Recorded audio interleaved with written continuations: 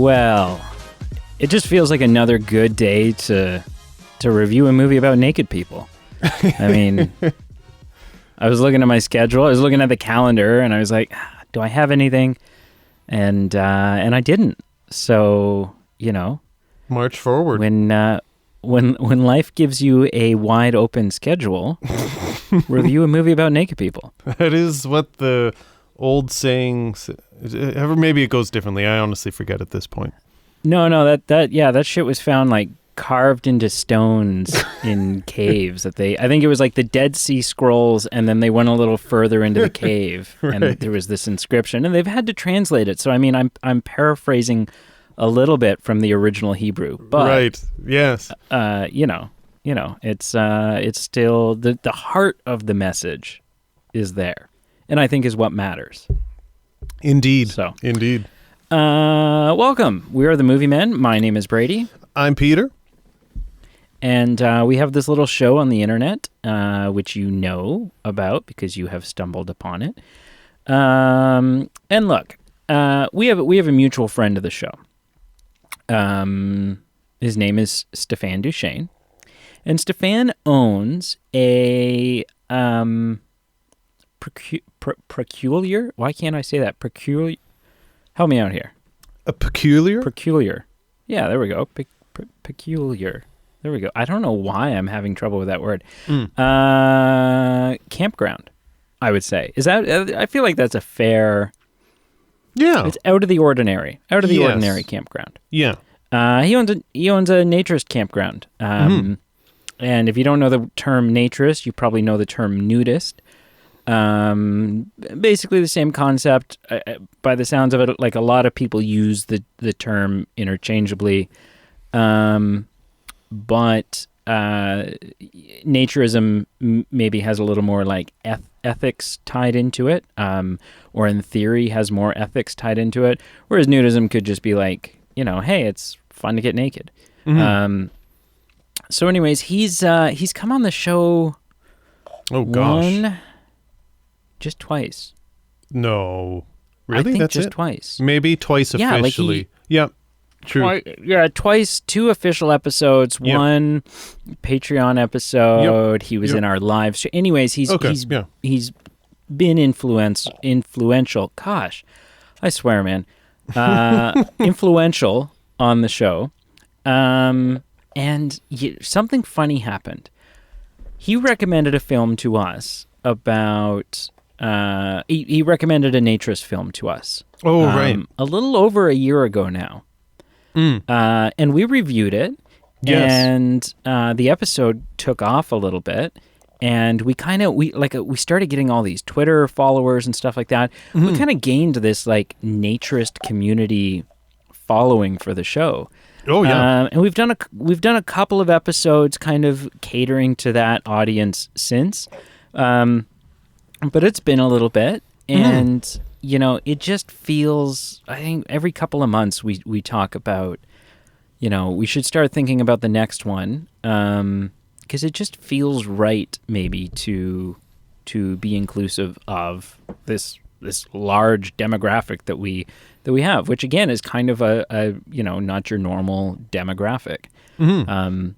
But so that's where we are. That's it's been long enough. It was August. End of August, September was the last time we reviewed a naturist film. Was Act Naturally. Yep. So it's been over half a year. It's time to do it, man.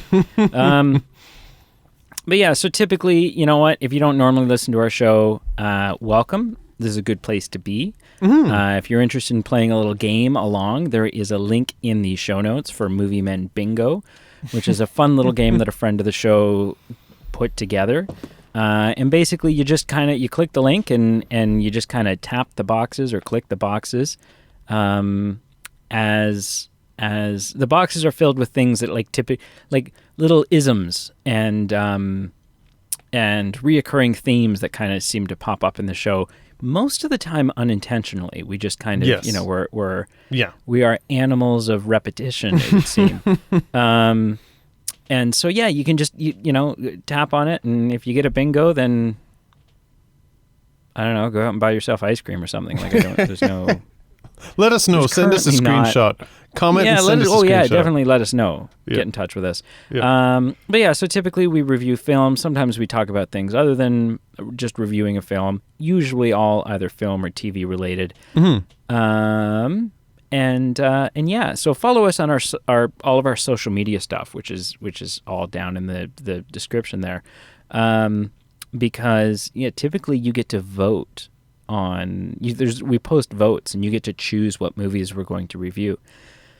So if you have a bit of a controlling personality and are looking for an outlet, it's a damn decent way to, anyways. Okay. So this week we are reviewing the film, and Pete, you're French, so why don't you say the title of the Les Textiles from 2004. Yeah, I think that's right. Because technically, I think like the English pronunciation of the word would be textiles. Right. I know that the English pronunciation of it is textiles. Sure. But I think in this context, I guess it's les textiles. I guess. French, I don't know how I got through grade 9 French. Grade 9 French was the last year that I had to take. Nice.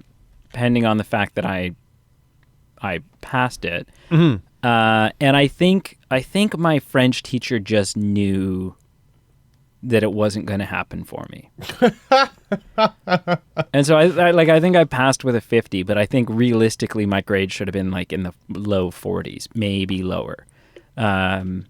Because like literally I wrote an exam and I was like, if there was a question on the exam and the question was like 3 sentences long, out of those 3 sentences, I maybe picked up like 2 or 3 words. Enough for me to kind of like bullshit my way through knowing what the question was. Mm-hmm.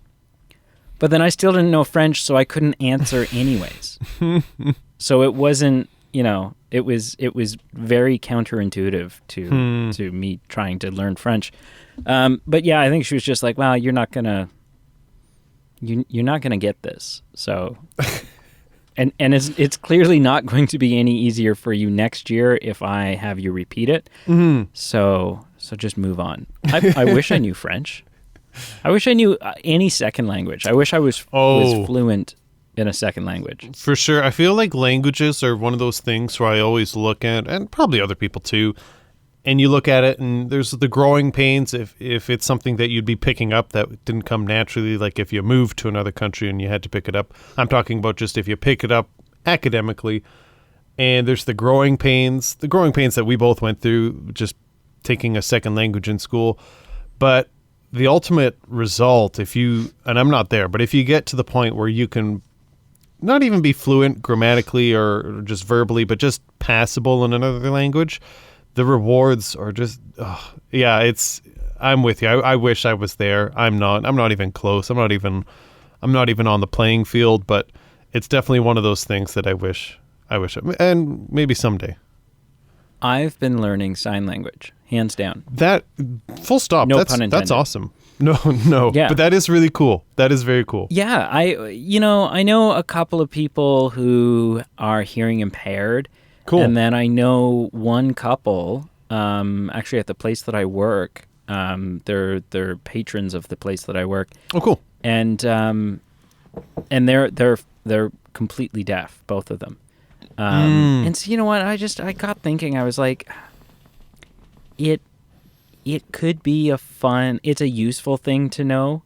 It's something that I feel like not a lot of people know, but when you do know it, like if it's in an emergency situation, yes, yeah, and someone who's deaf or can't, are mute, and if they're trying to speak or communicate an emergency situation, it'd be so cool to be the one that was like, no, I got you. But yeah, so I'm working on it. It's slow coming. I can sign the whole alphabet, which technically means now, although it's not proper form, because I can sign the whole alphabet, as long as I know how a word is spelled, I can communicate. Like I can spell out words to someone, So, which is, again, it sounds, from what I've read, it's not proper form, but it is acceptable to to do that. So, right. Yeah, so I've been learning that. That's really cool.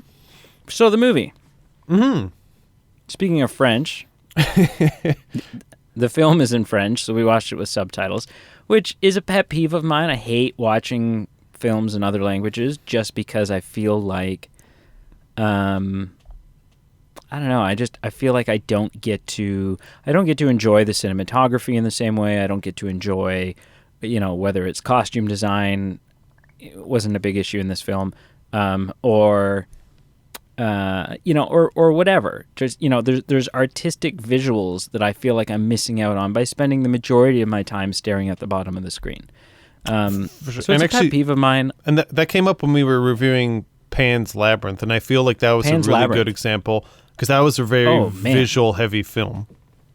The whole movie was like visual pornography, like special effects, and like I don't even know if it was all like some of it was special effects, but some of it was just like set design and costume pornography. Well, and color, someone and like was just color tones and like images for sure. Someone was like, I'm hopping the border. Once this film is over, I'm jumping ship. I'm leaving the country so that the feds don't catch up with me. So I should make this work my most impressive, inspired work. And I feel like that was Pan's Labyrinth. And it was amazing. It was incredible. You're right. But I experienced very little of it. I would glance up every so often and go, oh, wow, look at this. And then I would like pause it and rewind it to figure out like what sentences I had just missed. But, right. Okay.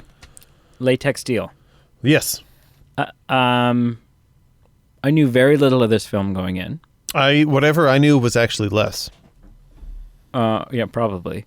Because I think I've kind of been the middleman here between you and Stefan. I've been like, okay, here's the film we're watching. Right. And you're like, okay, sir, yes, sir. I was a little... Okay, so something, right off the bat, something I have learned. This is the third Naturist film that we've reviewed. We've done Garden of Eden. Yes. Act Naturally. Yep. And now Latex Steel. And something that Naturist films have taught me that I feel like in all of our conversations with Stefan, this has never come up.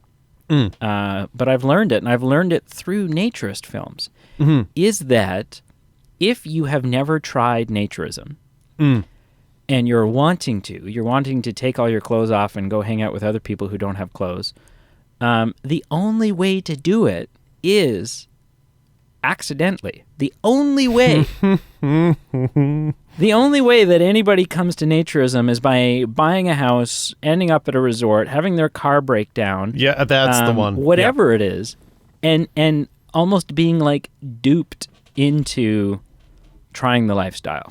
Or you missed another key one. If a relative leaves you as an inheritance, some type of naturism campground, that is a very key way to get into the territory for sure. Yeah, but I mean, I feel like that's so cliche and happens all the time that it wasn't worth mentioning. But yeah, you're right. Like obviously that one as well.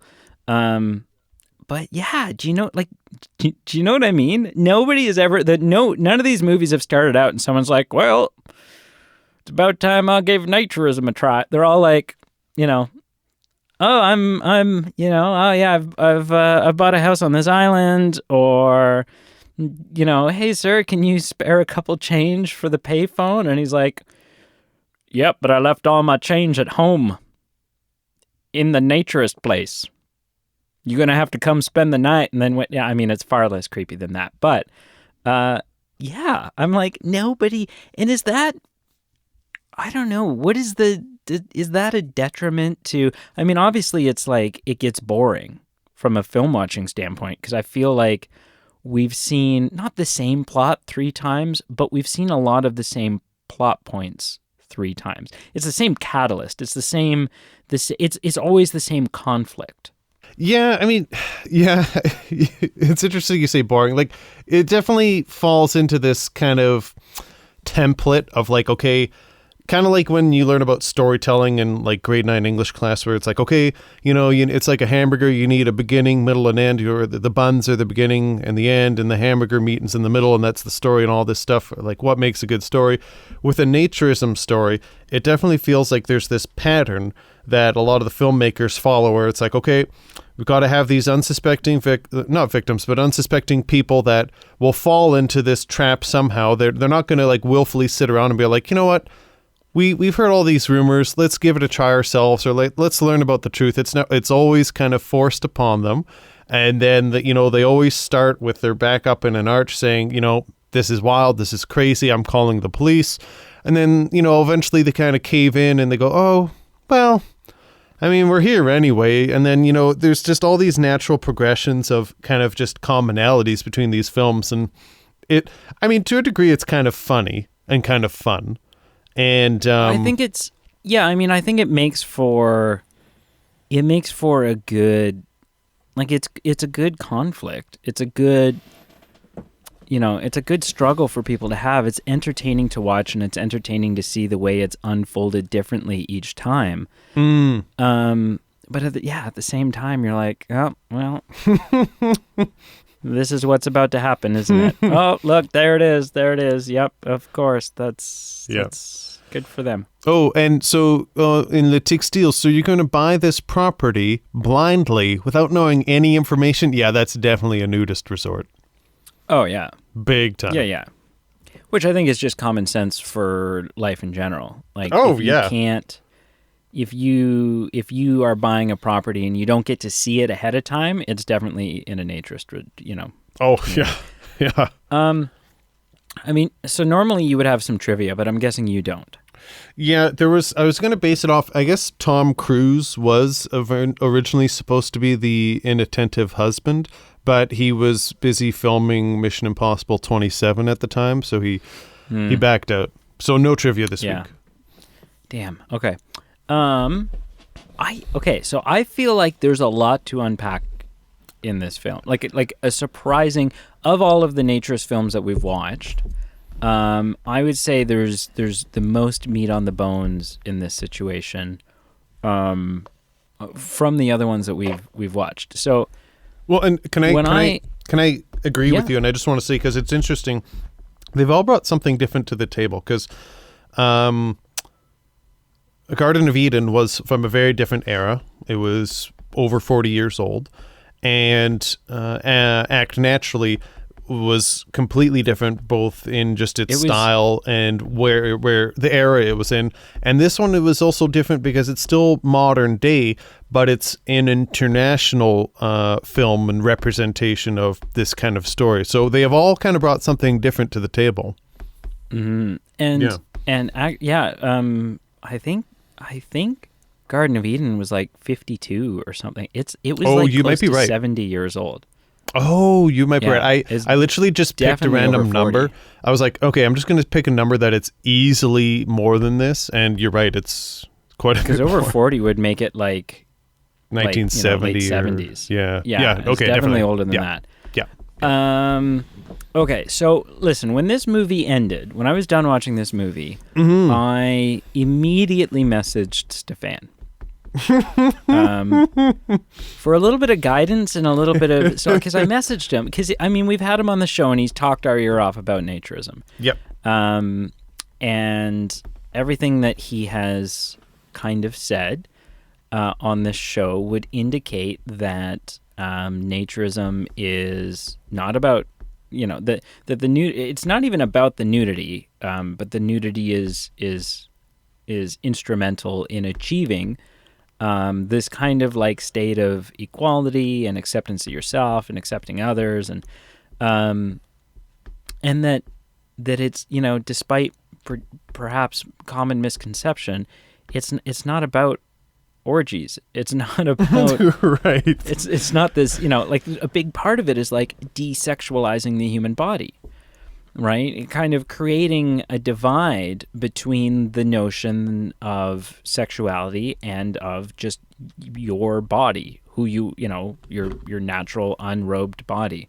Mm-hmm. And so this movie, and I mean, he recommended this film to us. So then I'm like, I'm getting partway through the film, and I'm like, you know, we reach the first night where she's like a peeping Tom. She's like out, you know, doing whatever. She's, you know, just watering the hedges,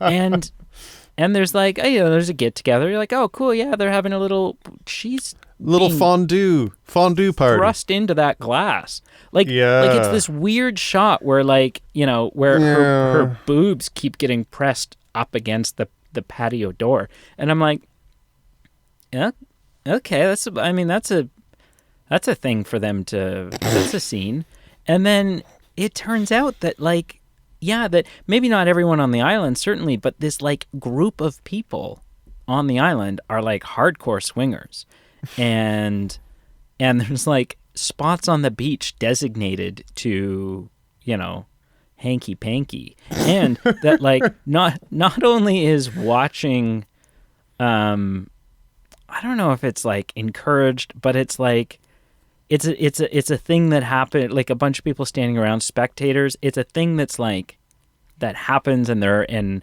obviously they're aware about it because they have a name for them, the walkers. These are people who they walk because they never stand still. So they're not watchers, they're not spectators, they're walkers. Which I'm like, okay, that's a little creepy, I guess. I don't know if, I mean, again, so there's maybe all sorts of like significance to some of these things that Sure. that is going over my head. Sure. Right? Maybe that's a thing.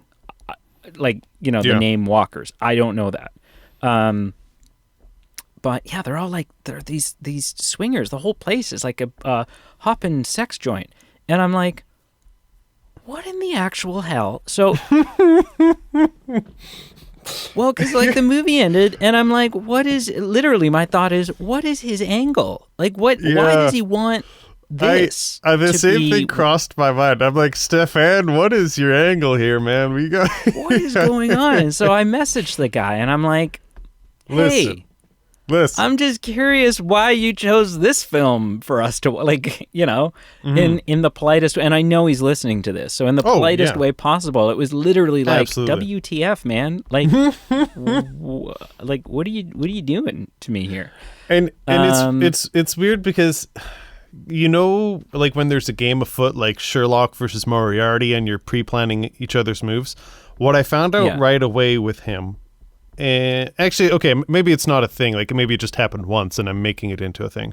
But what happened with Garden of Eden is it wasn't just he looked over at a DVD shelf and said, hey, yeah, you guys should watch, no, not Mission Impossible, no, not The Matrix. You should watch Garden of Eden. Intention. Yeah, there was a reason for it, and there was strategic kind of importance to that film and what it meant to the film industry and that as well. So I had the same thoughts with finishing this film, but it was also kind of the Where's Waldo of I'm curious what the angle is, and I'm looking for it in Stefan's motivation behind us watching this.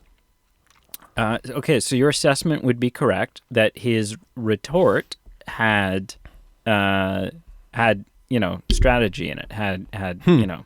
Okay. So yeah, I was like, hey, yo, you know, just finished watching that movie. Gonna record the episode soon. Funny thing, I was watching the movie, you know, yeah, that one, yep, and about halfway through, and you're gonna laugh, but halfway through, they all start doing each other, and I don't know what you want me to do with that, like what, you know, and so anyways, I was like, hey, why this film? And he said, because it is a mainstream film. So I guess some of the ones that we've done in the past, like the last time we did Act Naturally, which is not like a mainstream film. It's more of a niche indie film. Very indie, very niche. Whereas this was a mainstream film that panders to, these are his words, that panders to the common misconceptions about naturism. Basically, it's like it's basically it's like this. Okay, this is a little bit more of a mainstream film that was like that kind of got it wrong, or didn't even necessarily didn't flat out get it wrong, but like focused on a group and made that like kind of generalized based on that group. So I've got a little bit of research here that I can, I've got a little bit of history I can tell you about. And I may get some of these details a little wrong. But I don't think, the naturist historians out there who are listening to this are probably going to like, crucify me for my screwing up of some of these details. But I don't think any of the details that I'm going to get wrong are like, I don't think I don't think they change really anything about the information I'm giving. It was, I thought of a comparison before we started recording and now I can't remember it. But it basically be like me saying, such and such happened and it was in this town. And then it turns out, I was wrong about the town, but everything was still, that's right. I had such a good comparison. Anyways, so there is a place in France called Cap d'Agde.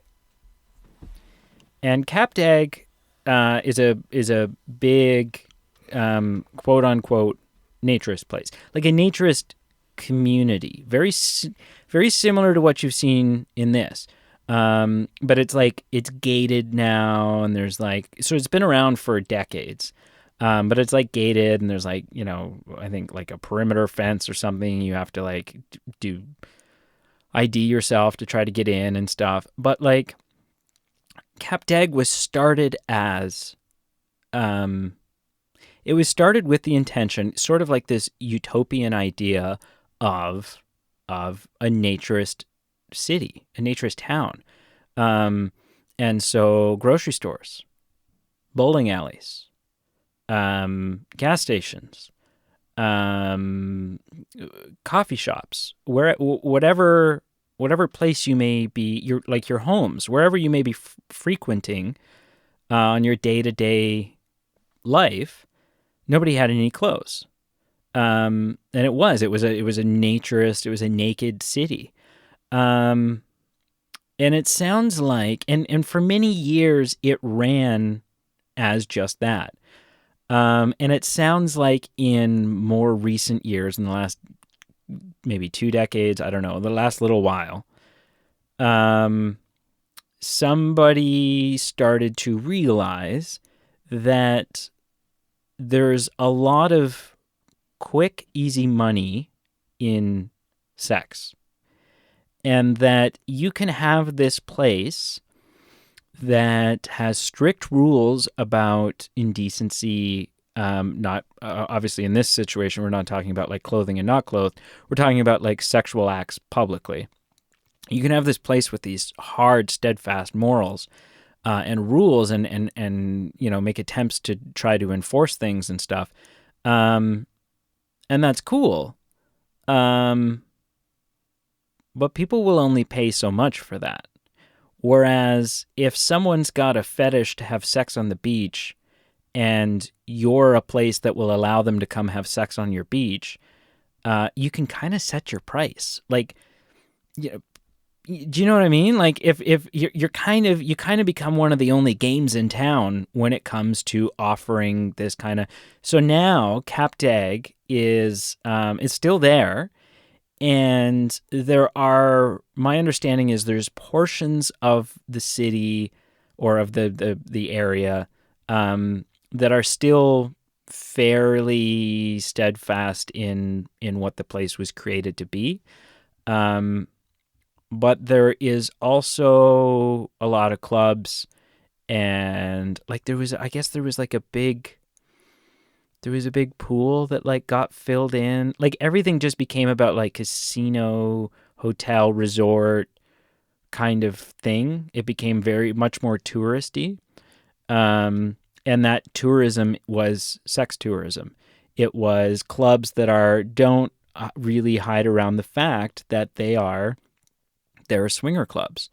And there are either beaches or there's like sections of the beach that like not to take your children to, because maybe some stuff is happening in the bushes behind the sand dunes, but maybe it's also not. Maybe it's just happening on a blanket out in the open. And like, so I think that, which is, I mean, crazy unfortunate, that's the way that it's gone, because it obviously paints an image very similar of naturism as I would say this film does. And so, yeah, I think there's definitely, and I think Stefan would concur, that there's inspiration in this film that has been drawn from not what Capdag was, but what it is now. Yeah. So, but yeah, so that was he was like, he was basically like, he says, yeah, I know that's in there. And yeah, it's a mainstream film that panders to misconceptions. And I mean, you can see that like, had this swinger aspect been taken out of the film, maybe the film would have sold less copies. Maybe it would have made less money. I don't know, right? Like, you get this scene where like Juliet is in, she's like, all of a sudden she's like out in the ocean and she's like flirting hardcore with Sophie, and she's like, ooh, I'd like to see your body, and like all of this stuff. And you're like, oh, this just became like, what has happened? This has just become really sexual. And yeah, and so clearly that was on purpose. And it's the age old tale, sex sells. And so that's why he recommended this film to us, which as soon as he said that, everything kind of came into focus. Yeah, that specifically, that scene, it kind of like caught my attention. I'm like, what tone is this film going for? I mean, yeah, it definitely caught me off guard, just because I feel when the credits rolled for this film, kind of like you, or at least to some degree, I had more questions than I had answers.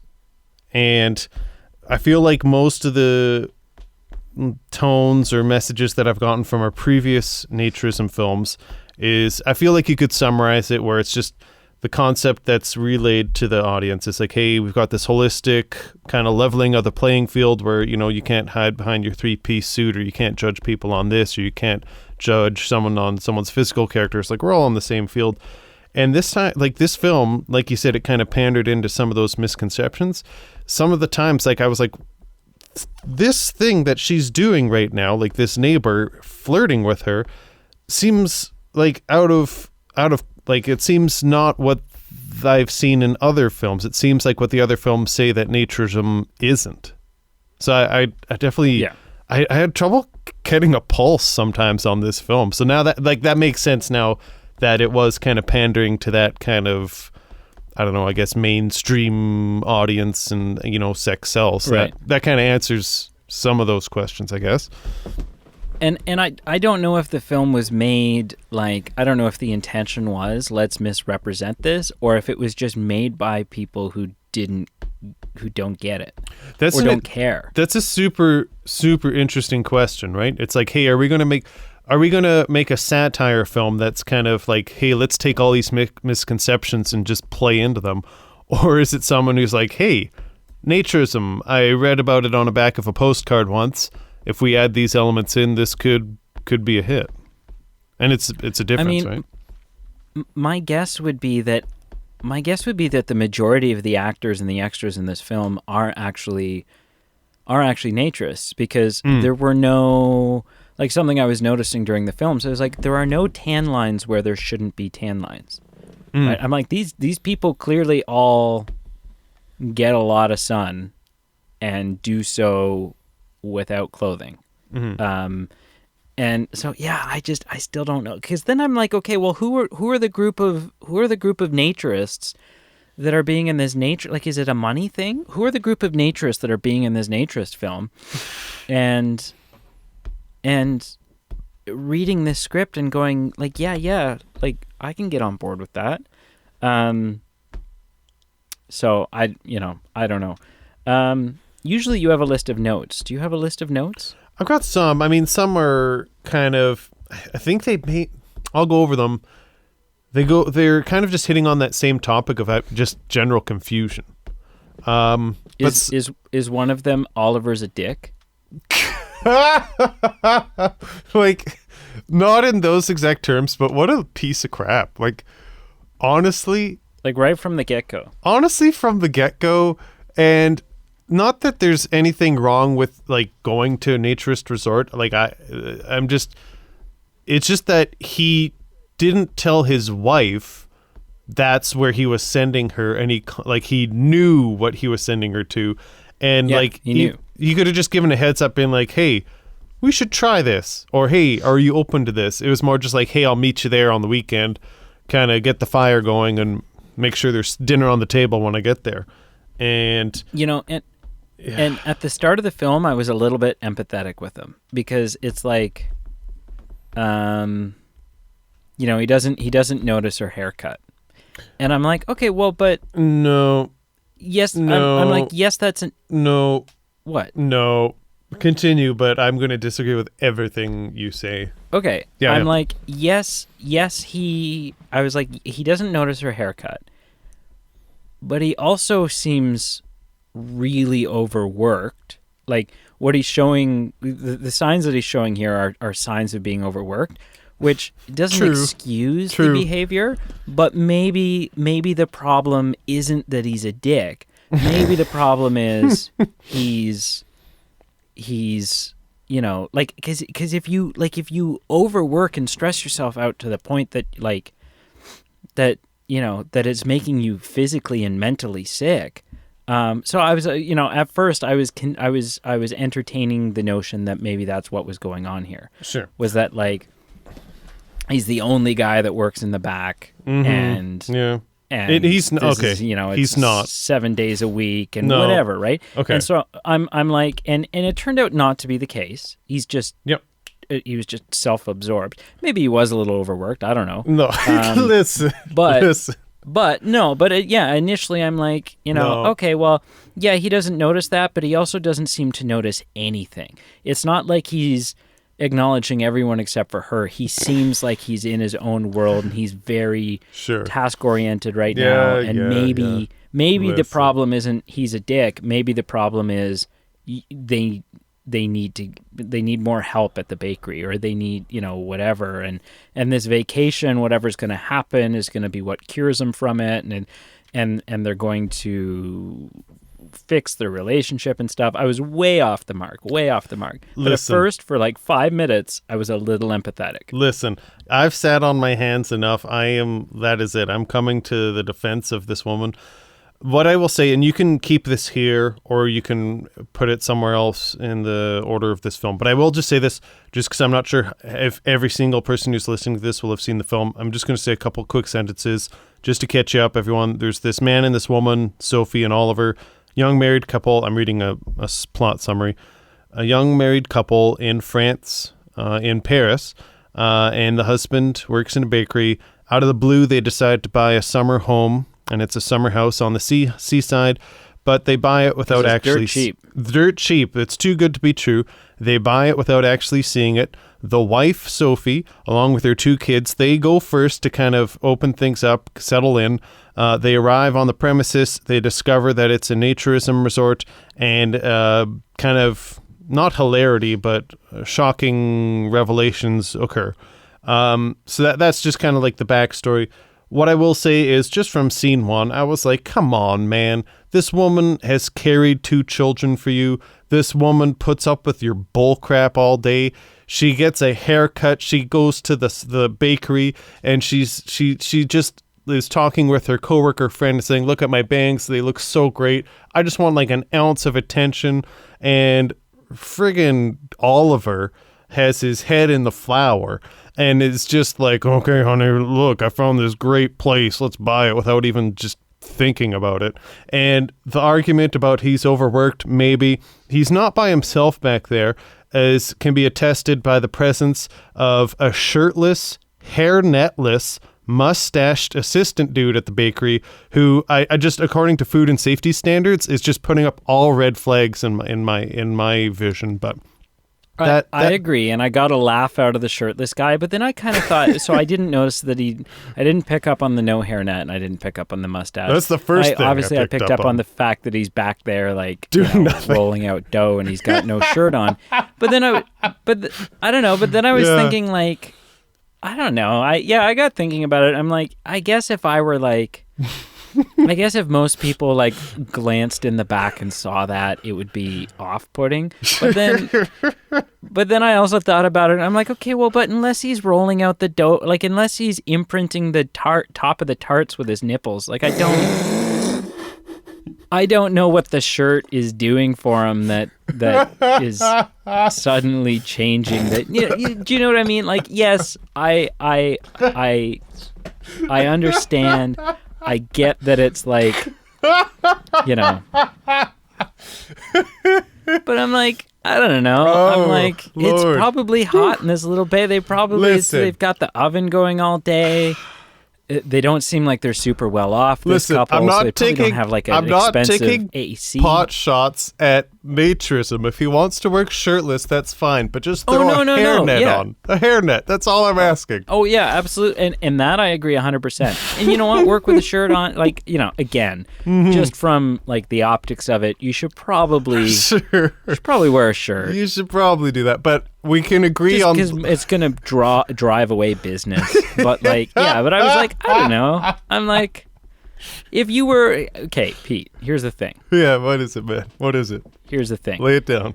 I get that, like, he's not just baking for himself, right? But here's the thing.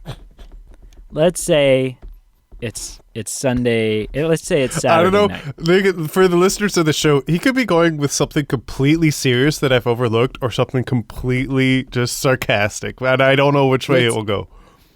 Let's say it's Saturday night. You're fresh out of the shower. Sure. You've got a towel on. No, maybe it's maybe it's the summertime. Sure. Yeah.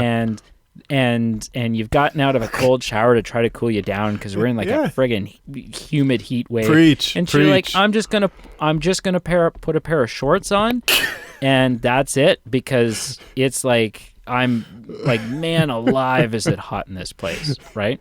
Yep. Are you with me so far? I'm with you 100%. And then even though it's super hot in your house and you probably shouldn't be running the oven, you think to yourself, I can make some cookies. Yep. I could go for some cookies. So, and I mean, it's your house. You make some cookies. Sure. You're not going to put a shirt on. It's like 1,000 degrees and you're about to be a dumbass and turn the oven on. Yep. So like, you're not going to layer up. No. And then the next day's Sunday, and I'm over at your house Sunday afternoon, I guess, as we do, and because it's not a pandemic in this hypothetical Pete's nipples are showing world. And there's a plate of cookies there, and I'm like, ooh, cookies. And would in that moment, would you say to me, yeah, have one, absolutely, help yourself. Hope you're not allergic to eggplant. Or would you say, oh, no, I made those without a shirt on, so they're tainted. So you best not partake of the topless Pete cookies because you know what will happen. Nothing at all, but still. Do you know what I mean? I'm like, yes. Okay, two things. I thought you were going to say, hope you're not allergic to chest hair instead of eggplant. But I feel like it's apples and oranges. Like, something you buy at a business in a public setting. Like, there's just, it's not just making cookies at grandma's house, But I hear you. Oh, sure. Whoa. Hey, you're the one. Now, listen. When I said that you were just wearing shorts, you were in the comfort of your own home. Right. If I'm talking about never mind. If I've got a metaphor and it's Pete half naked and Pete goes, well, then I'm probably at grandmother's house. Then that's that's a weird place for you to take back. it. And Not what I meant. So, anyways, yeah, creepy shirtless guy in the back. I totally, But again, and this all I'm stemming just back. playing devil's advocate, Yes. because he did give me the heebie-jeebies. And But all stemming back from the husband was a jerk. The husband was a bum. Just oh yeah, Oliver's a dick. Oh yeah, for like, sure. moral Yeah, of yeah. the story: capital douche. Yeah, oh, this guy's the worst, the So- absolute worst. Yeah. So some more things that popped on. There were some cliches in this. A baguette bakery in France, which was cool. I'm not even mad about that one. A strained They looked relation. so good. Oh, yes. A strange. I just wanted to carb load the whole yeah. first 10 minutes of this film. I'm like, Put a little butter on there. Yeah. A strained relationship is a cliche. Inattentive partner who's too focused on work. That is a drinking game cliche if I've ever heard about romantic films or films in general. Stick in is the that why you mud. drunk dialed me? No. Okay, that was unrelated. That was That's a unrelated. That's okay. Different context. Stick in the mud at a naturist community. That is a naturism film commonality. That's one that was hit on. If I've ever seen one. If you've ever seen one. A too good to be true real estate opportunity coming at the cost of being immersed in naturism. That was kind of a bit of a cliche. And Seems like every other film that comes out these days. honestly, is just that old. either you old inherit line. it, you buy it without knowing, your car breaks down. We hit on this before. But yeah, those are my main notes of the cliches that dropped in. And ultimately the questions that just sprouted, because I got so many red flags going up of just a disconnect from what my understanding was from Stefan, who's informed, from these other films that are kind of, generally informed. They're made by naturist enthusiasts. And this one, it was just so just so peculiar, where one of the dialogues were, hey, I've got it written down here, and I wrote it down. It said, the reason people wear clothes is to deceive each other, or to kind of judge each other, and to kind of do all these things that kind of spiral out of control. And I was like, okay, maybe we're leading to one of the ultra. Maybe we're getting back to where we're supposed to be. One of the holistic things. And I was like, okay, here we go. And then literally in the next breath, they're like, and there's two types of naturists, son. One is to enjoy the sun together and nature together, and then the other type is just to come and make love. And I was like, what? Yeah, to come play What? hide the pickle next to a sandcastle. I was like, and I'm wait. like, what? What? I don't understand. I just don't. So, Right? Do you know what I mean? yeah. I was like, wait, It's like what? there's Did you- two reasons. There are two reasons to be an accountant, son. Either A, you really love math, or B, embezzlement. And you're like, Yes, right. Exactly. I mean, do some people embezzle? Sure. 100%. Is it a 50-50 split the way you're talking about it? No, probably not. I'm going to err on the side of no. Yeah. Yeah. Yeah. Completely. Or and I've got some more just literally this is all from the same conversation.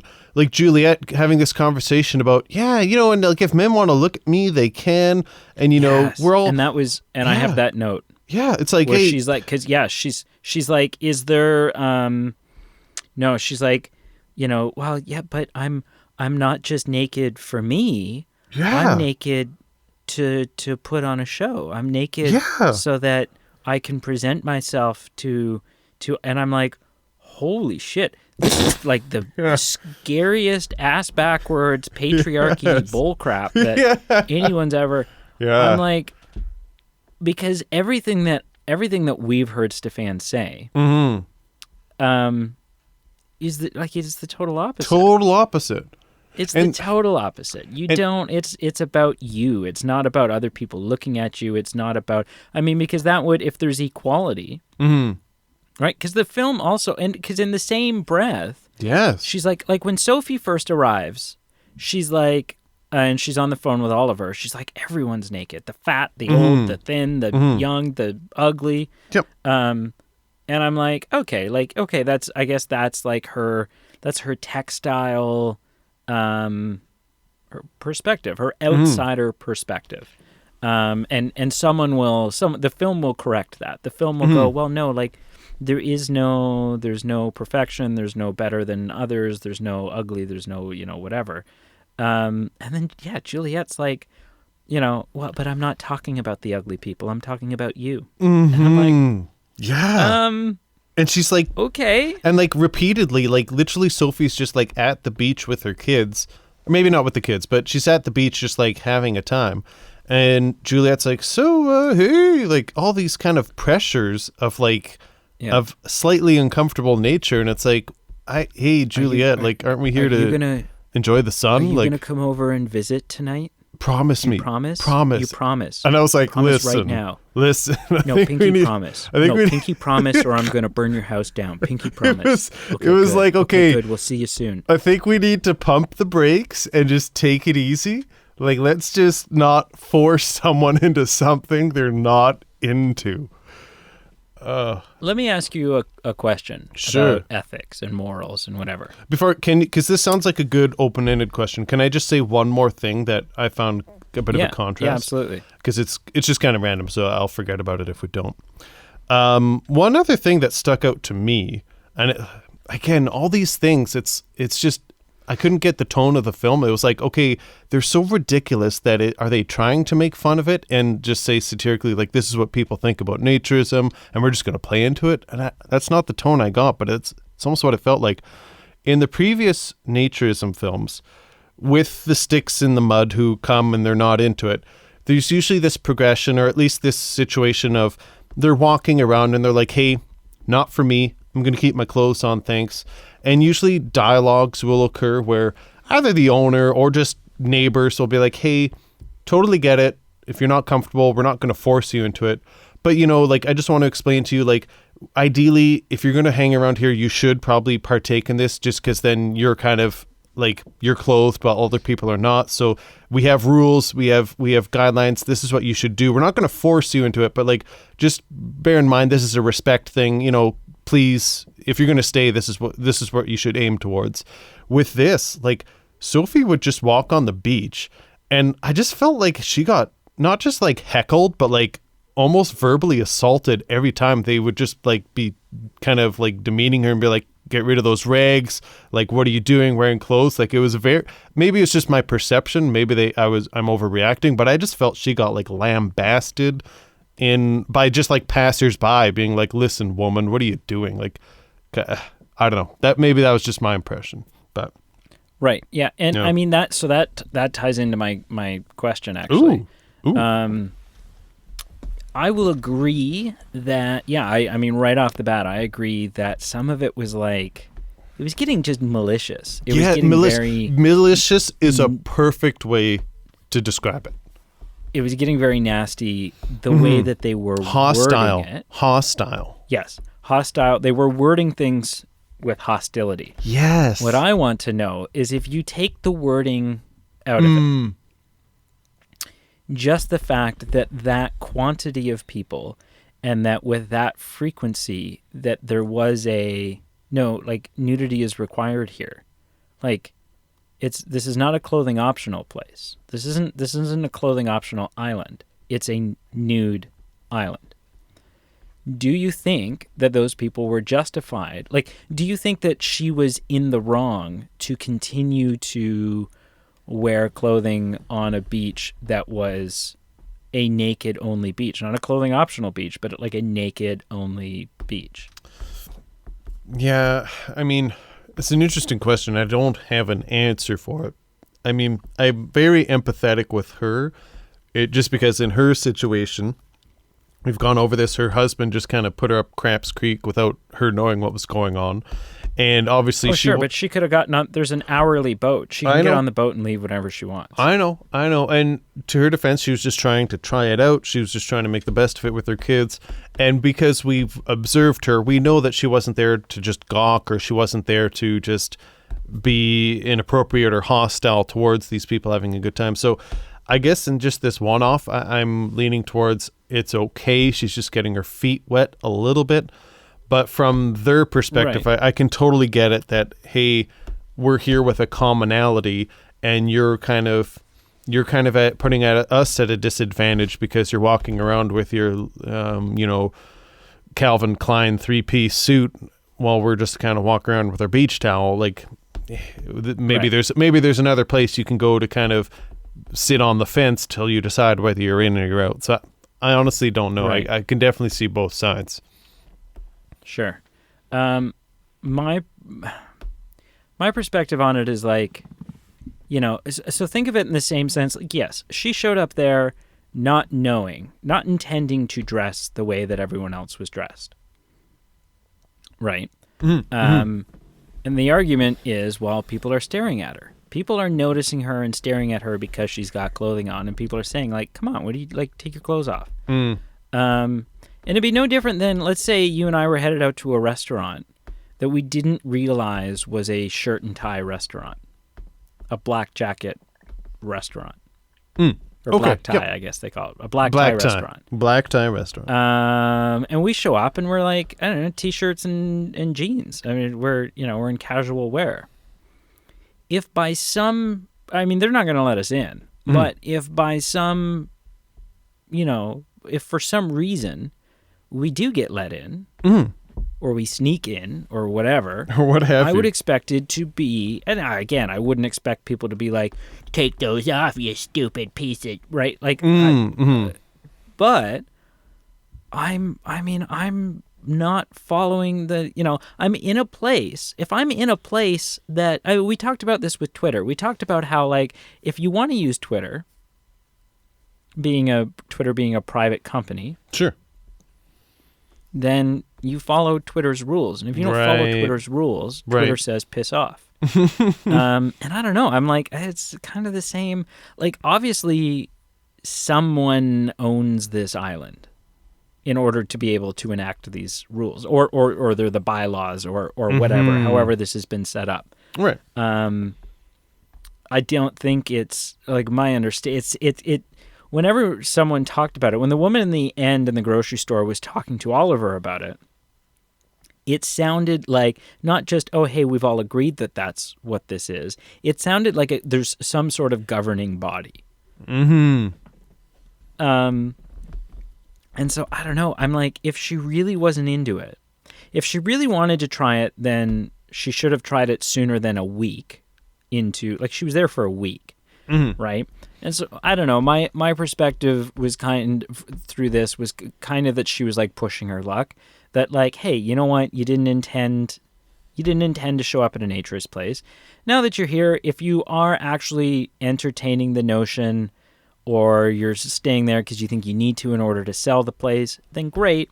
But understand that it's not appropriate for you to go lay on the beach in your clothes. I think that you can kind of climatize from a distance and then give this a try, and if it's not for you, it's not for you. But you don't get to just wander up and set up on the beach for 7 days straight and not even say, like, hey, I'm just not quite there yet. I'm not, like, she's ignoring people, even the people who are being polite about it. She's not acknowledging them. She's like, your rules don't apply to me. And I'm like, they kind of do, though, sort of. Right. Like, if you want to use this beach, they do. It's no different. It is no different. Flip the script. It's no different than a regular public beach and someone who's wanting to go nude. Sorry, this beach has rules. And just because they're not rules that you like or you're not comfortable with doesn't mean you get to lay on the beach and spend a week getting used to the idea of wearing a bathing suit. Right? And now, and someone would say, well, it's a little bit different because everyone wears bathing suits and the naturist is the minority, is the odd man out or odd woman out. But not on this island. On this island, that is the norm. That is the societal norm on this island. You follow the rules of the society that you live in, or you leave the society. Like, do you know what I mean? Yeah. So, I mean, I was a little more on the fence than, not more on the fence. I was certainly empathetic of the way that they were like, take that off right now, those rags, and Right. get rid of those, and I'm like, Burn them. Okay. Burn them. Like, calm down, Yeah. sir. Yes, we are aware that you have testosterone. Kudos. But you can dole it back a little bit. I think this might be missing your point, because I think I understand what you're saying with your point. I do think maybe just it stems back to also if it's that big of a deal that you don't want an outsider or an in-betweener or a on the fencer kind of cramping the party or not following the rules. I do think maybe there should be more of an enforcement instead of just self-policing or kind of unwritten rules, and just, hey, maybe when new people buy into this neighborhood, there should be more awareness. And I don't know if it's just hey, maybe you should have an interview of like, hey, do you subscribe to naturism? Okay, definitely you can buy this home. You don't? Hey, maybe this isn't the place for you, but then we wouldn't have a film, right? But I mean, yeah, that came down to the sellers, right? It Right. seems like it was a True. again, I don't know how this resort or this place is set up. Yeah. It seems like it was a private sale. Mm-hmm. Although, see, now I'm looking back and I'm like, okay, well, I mean, there's the first guy that she met with. Yeah, in what that the hell was coffee that? shop wanted to like go across. Well, but now it makes sense. He's, Yeah. I mean, again, like understand Guess. context and know a time and place, dude. But like the film was trying to tell us from the get-go, not that it was a naturist place, but that everyone there is like hot to trot and ready to go. And like, Well, okay, it was, and you're right, that tone is set early. But again, this is where I misread the tone of the film. So for those people who haven't seen it recently, the main woman, the main mother in this story, has coffee with the potential seller, I think it is, and he literally, like, she's like, oh yeah, how many bedrooms? Oh, okay, how many bathrooms? Yeah, and what's the property tax every year? And literally, he just like out of the blue, he's like, what are you wearing? What are you wearing under your shirt? Is your husband asleep? Oh, okay. Do you want to come over to my house and we can have inappropriate relations? And I was like, what? And I really thought that was... It wasn't even, are you into swinging? Are you and your husband into swinging? It was just like, do boom. you want to cheat on your husband? Yeah, like that's how he phrased it. And I honestly thought, okay, I can spot the pattern with these naturism films. This is going to be kind of the example that they make. They say, no, this isn't what naturism is about. This guy kind of missed the boat. It's about being holistically kind of equal. We respect each other. We're one with nature. And again, I might be misrepresenting. I might be missing something. But just generally, like, it's not about always the sexual component of being naked. It's kind of separating those things. And I thought that was going to be a tying point in the film where they're like, hey, Steve in the coffee shop kind of got it wrong. That's why we made him sell his house. And then it turned out, no, they were planting a seed for like a recurring theme later in the film. But yeah. And yeah, I mean, yeah, because literally what came across in the film later on, that like their ultimate standing point was, well, is naturism about, is it about equality and being together and respect for each other, or is it about sex? And the response was, hang on, heads or tails? Tails? Yeah. Okay. And yeah, it's about sex. It's about raunchy sex with anyone other than the person really who you're. So, Honestly. okay. Yeah. But then, then there's a couple of interesting things that happen though. And then an ending, which I don't know if I'm just like not educated or I'm uncultured, or I like sometimes you catch the meaning in things and you see things in films that I don't. So I'm hoping you can bail me out here. Spoiler I have alert, no idea what the end of this film probably means. not. Spoiler alert, probably Yeah. not. I've not a flipping clue. She comes back to the island. Juliet is there with Gilbert, who it sounds like in this situation, and I've talked with someone who has sort of, I've talked to them prior to this, but who has sort of said that, yeah, in the swinger world, more often than not, it's a woman going along with what her husband wants.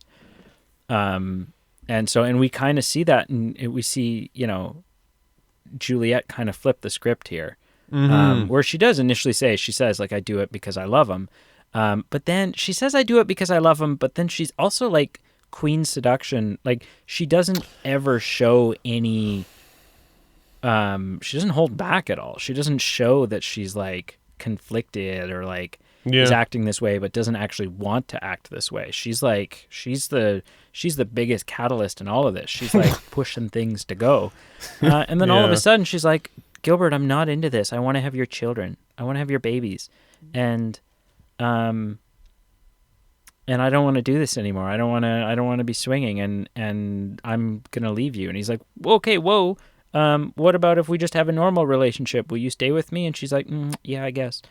And I'm like, oh, okay. Like, where did that seemed, again, like I felt like that was not consistent with her character. There was some weird character inconsistencies. And it's a pretty big bomb to drop, and the film literally just dropped it there and we moved on. Like, it was kind of a significant contrast in their relationship, and it's like, ooh, okay, this is a big change for him because he doesn't see it coming. For her, because there must be some underlying emotional issues that have brought her to this point to say, enough, this is not what I want to be doing.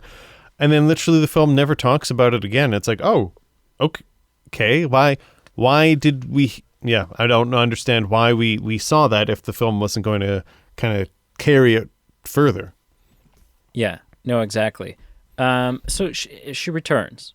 Sophie returns. She like drops her kids off at Grandma's house, who I don't know how much longer Grandma's going to be able to handle that staircase. It's a cool staircase. That staircase was amazing.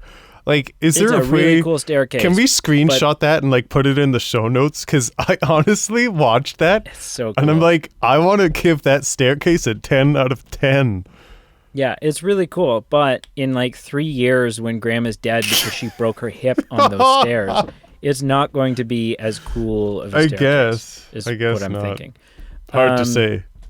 TBD. So she drops the kids off at Grandma's house. Literally drops the kids off. Like, the car doesn't even stop. Back. No. The car doesn't even stop. Like, it's not even in park. She literally just like throws them out. Literally, and she's like, I gotta go back, and then she leaves. I gotta go back. Your father needs me. And I'm like, what do you mean he needs you? You're mad. You just said that you're leaving and you don't know if or when you'll ever be back. What does he need you for? Yeah. And then she drives like halfway back, and then she sleeps in her car, and some cop who is like, hey, are you okay? She's like, literally the conversation is, hey, are you okay? Yeah, I'm good.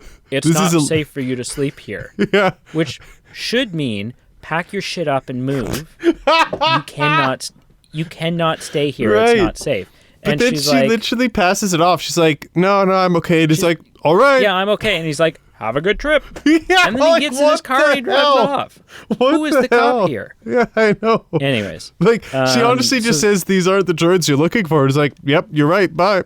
Yep. Okay. Yep. I will, and I'll leave my weapon. And leaves. Yep. Basically. Right? Puts his gun on top of the car and anyways. Yeah. So she arrives back on the island, and she talks to Juliet, and she's like, hey, have you seen my husband? And at which point I'm like watching this and I'm thinking, because I don't think, has she announced? No, we haven't seen. It's after this that the conversation between Juliet and Gilbert happens. So at this point in our minds, Juliet is still hardcore swinger. And so when she comes back and she's like, have you seen Oliver? I'm thinking to myself, what do you want to bet Oliver was at the neighbor's house last night and he didn't get cold feet the way that... what if Oliver's just like, she's left me, time to rumble, right? Like, I don't... So anyways, turns out that's not what's happened. But he's like, I don't know. There was something about... There was something so weird about these walkers, and I think that's the point. Like, I think obviously I feel like if you watch this movie and you're not upset by the people who are standing there watching, then you need to reevaluate. It honestly felt like just reminiscent of like a Black Mirror episode where it's like, okay, Kind of. they're Who are these representing people? something about society and what's wrong with society and how we're watched but unable to help, or we watch but judge. And I was like, where did, and then I was like, no, this isn't Black Mirror, but it's still weird what they're Unable doing. to help? Well, okay, not in that context. I meant as an extrapolation in a Black Mirror episode, not in that, not Right. on the beach, Yeah, not in yeah, that yeah. circumstance. Yeah, no. Yeah. But it was really weird because, yeah, she gets back and she's like, oh, I know where he is. And she heads to the beach and he's like, which I'm like, you know that he's on the beach watching people have sex? Like, okay, great, you I don't know. your husband, but Yeah. why are you, like, leave this guy? And so anyways, listen, from scene number 2, leave his ass, but continue. so then she gets there and, yeah, they're standing there like these mindless drones that are, like, really... I don't know. I get that, like, they probably shouldn't. Really, if you think about this, if you really think about it, if you think about the fact that clearly sexual acts on this beach are no big deal, right? Then the only reason this film needing to, like, maintain a certain rating or, like, avoid a certain, because we don't really see sex in this movie. Like, we don't see anything that's, like, I would deem pornographic. Then that's like the only reason why this group of men who are and I think one woman too, who is standing around this couple, it's the only reason they're not touching themselves while watching this. Because I feel like the movie's implying this is the type of people these guys are, and on this beach, it probably wouldn't be a big deal. It's probably fine. But so then she's looking around, she looks at the couple making out on the beach. Then she looks up and there's like a bunch of people who have just come out from having sex up on the dune, like an impressive sized orgy. Like we're talking like 30 people have just come out, and logistically I don't even. Anyway, so they leave and they're walking down towards the water, and she walks into the water, and all of the mind-numbing drone people are like, brains, and they like head into the water after her, leaving, and the couple's kind of like, what the hell, we're not hot enough? What's, like, come on, we're putting on a show here, come on, throw a nickel in her hat. And they follow her into the water, and then she like goes underwater, and he wanders out, and he's kind of like, is that the back of my wife's head? I'm not 100% sure. I've never really... That doesn't look like her haircut. Although she could have gotten it cut. I don't know. And and he, like, goes underwater, and he's like, oh, it's her. And he, like, pulls her up out of the water. And then I feel like the film intentionally, like... Although we never see Sophie naked in this film. The camera kind of, like, zeroes in on the fact that, like, her white dress is now see-through. And then they just walk onto the beach. No words are exchanged. And then the credits roll. And the second that happened, I sat there and thought to myself, okay, what? Yeah. What does that mean? Mm-hmm. Do you have any idea? Do you have any idea what this film, what the ending means? Not a clue, and I think... I honestly don't have a clue, and I think it muddies the water too, that we don't know kind of the motivation behind the film. We don't know, was it satirical? Was it just guys saying, hey, or like creative team, sorry, that's what I meant by guys and girls. Was it just a group of people just saying, hey, let's just pander into this, this'll sell some tickets, this'll sell some electronic copies or DVDs, I guess, in 2004. So honestly, I have no idea what it means, and if we were able to understand the motivations behind the film, then maybe we could kind of draw some connections. But since we don't have a pulse at all of what the motivations were, then it's impossible for me to discern what A means and what B means and what C means in the last scene, right? I have no idea. None. Yeah, I mean, I never got the opinion that the film was satirical. I never don't got think the it is. idea that it was like self-aware. But it could be. I don't think it is, but sometimes I almost scratch my head and think, is it? It must be. It has to be. But I agree. I don't think it is. There's no way they're this stupid. It must be. They must know. That's right? honestly what yeah. I think. Yeah. But Yeah, I have no idea. Anyways, no that's idea. about all I have to say about this film. Same. I don't know if you have other notes. Nope. No, that's all I got. No. Okay. So, scale of 0 to 10, where would you put Les Textiles? I don't have a specific ranking scale for naturism films, so it's not going to get the best ranking just because, you'd have to be in the mood for a specific type of film that covering a specific type of subject matter. And this film was so different from the other two films that we've watched. So I think it's probably going to be the lowest score of the three just because it was so weird or so different than the other two. I gave it a 2.7 out of 10 on my scale, and on Marshall's scale, I gave it a 1 or a 2. It was just so bizarre and not having. There's the corniness or the fun part of just here's a template for a naturism film, and yeah, it's kind of corny, but it's at least we understand what's happening. With this one, I just didn't understand what its motivation was and where it was going to wrap up with that, and that kind of played into the score as well. So that's what I gave it. Nice. What did you give it out of 10? Shooting for the stars there. You may be surprised to hear this. If you give it a 10.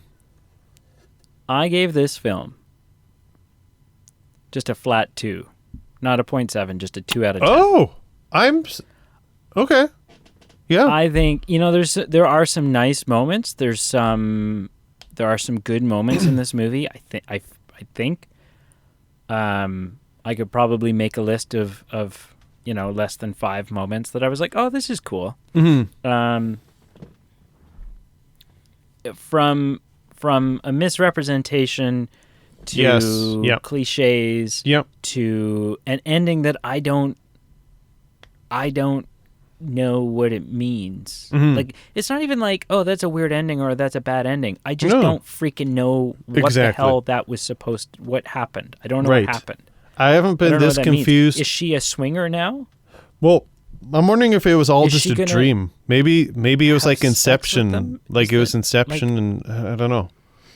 I skipped through to see if there was a post-credit scene that made sense. I knew there wasn't going to be, but I was like, is there like an epilogue where they're like, by the way, we know that made no sense. So, but I have no idea. So listen, if you've seen this film,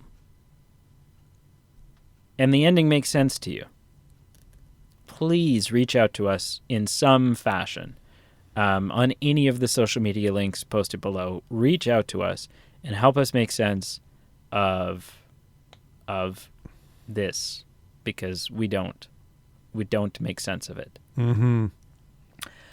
So if this is your first time joining us, we do a segment on the show now, sort of to wrap things up, where we just talk about the films that we've watched this week. We kind of update each other on, on our cinematic happenings.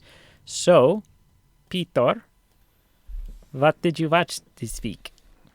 Ooh, I think I don't have a film to share about. This is a bad way to introduce this segment because this week, no, I think everything was just kind of busy. And we actually postponed one episode, so this might have been the only film I watched this week. If I think of one throughout, I'll jump in. But I don't think I watched anything. What did you watch this week? I watched something I hate doing because I am a completist. Jinx. Yeah. So something I hate doing is I watched the first 2 films in a trilogy. Okay. And later this week, I will be finishing the trilogy with the 3rd film. But I was showing the films to someone who hasn't seen them, and then there was some drama that ensued, as it happens when you're watching movies. Mm-hmm. And so, anyways, the conclusion of the trilogy has been postponed. But I will, if for no other reason than my own sanity, I will complete the trilogy. I watched the first 2 of the most recent with Andy Serkis, in them, Planet of the Apes movies. Yes. Excuse me. Which the first 2, I have always said this, and I maintain this, are titled backwards. Yes, you have said The that. first one being The Rise of the Planet of the Apes. The second one being The Dawn of the Planet of the Apes. And I'm like, wouldn't it be dawn and then they rise up? Like, You would think. the dawn is the beginning. The dawn, that's how it started. Right. And then they rose and then the war. So I don't know. That's always bothered me. I'm like, who thought that, like, and, I get that, like, when they made Rise of the Planet of the Apes, they may not have had the name picked out for Dawn of the Planet of the Apes. But I feel like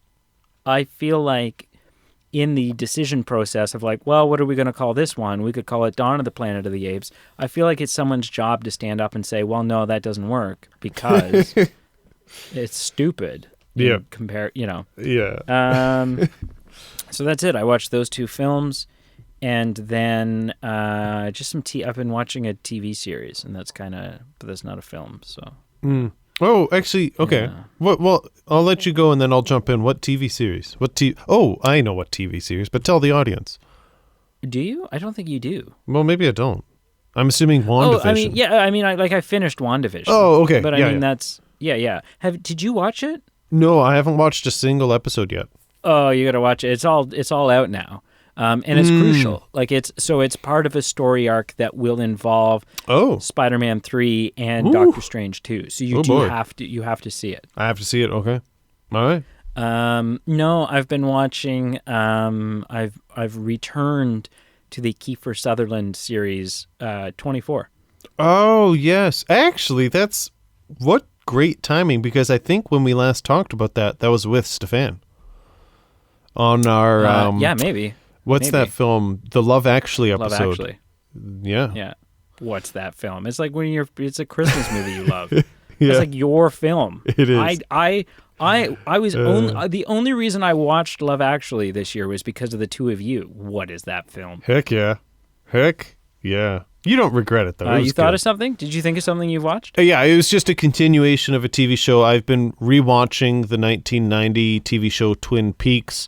So I've just moseyed along, continuing with that show, watching it along with someone. So I've not finished it, but I've moved along. I'm further than I was last week. Nice. Good job. Yeah. I'm so proud of you. Thank you. I've been waiting for that. I just wanted to hear it. Well, you can throw that in your wife's face now. You can be like, Brady said it. He said Brady's proud. Yeah. He noticed my bangs. Yeah. So wrap this thing up. Sure. Well, thank you everyone for listening. Whether you're new to the show or a returning listener, we really enjoy you coming along for the ride.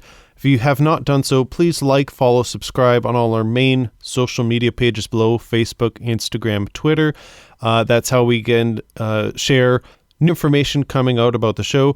And our bread and butter of the show, that's how we put out votes. And we put votes out for you telling us what film to review next. So follow us on there, be part of that process.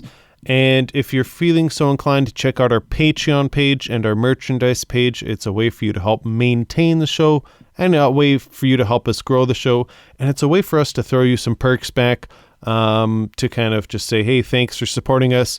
Here's some things that elevate you as far as voting power and some perks. So yeah. And I mean, I can't say for certain. Sure. But I would argue that if, we have a collection of naturist followers on Twitter, and that makes us feel convicted to do naturist episodes every so often. Yeah.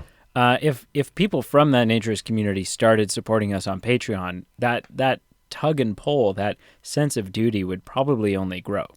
Yeah. So I'm not suggesting anything. Take that for what it is. Yep. But yeah. Yeah. All right. Cool. Well, yeah. Thank you. That wraps it up. Thank you. Thank you so much. Thank you. Listen, the one thing I'll say, if Oliver had been dumped in the end, I would have understood the film and probably given it a better score. It would have been Oliver getting, like, if she came back to the island and the cop really had left her his gun And she strolls up on the beach and she shoots him right between the eyes. That's a bit far. That's an ending that to me Oh, that's... would have made a lot of sense.